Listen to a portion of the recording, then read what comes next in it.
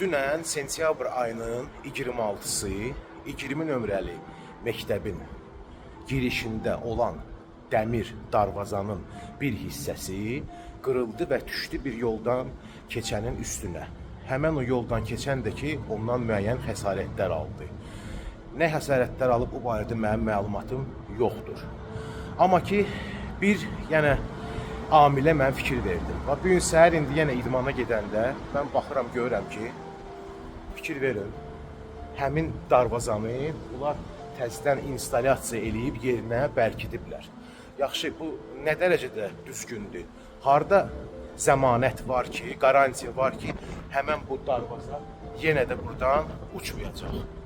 Məncə, məsələn, mənim subyektiv fikrimin əsasında həmən bu darvazanı ümumiyyətlə demontaj etmək lazım idi və müəyyən, fikirləşmələrdən, araşdırmalardan sonra yoxlanışdan, sertifikasiyadan müraciət etmək həmən o şirkətə kim ki bu darvazanı bura installyasiya edib, o yoxlanışlardan sonra bu darvazanı gərək o normal rejimdə yerinə bağlamaq.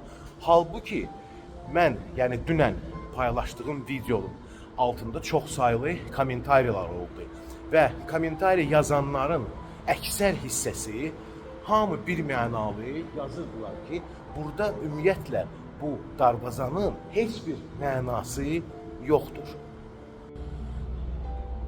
Həmən darvazanın mənasız olmağının səbəbi, bax budur.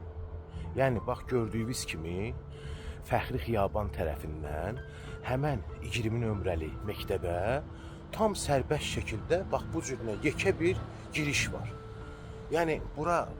Burada heç bir darvaza yoxdur, burada heç bir qapı yoxdur. Kim istəyir, hətta nəqliyyat vasitəsilə tam rahat şəkildə həmən bu 20 nömrəli məktəbin ərazisinə, həyətinə sərbəst daxil olur. Gördüyünüz kimi.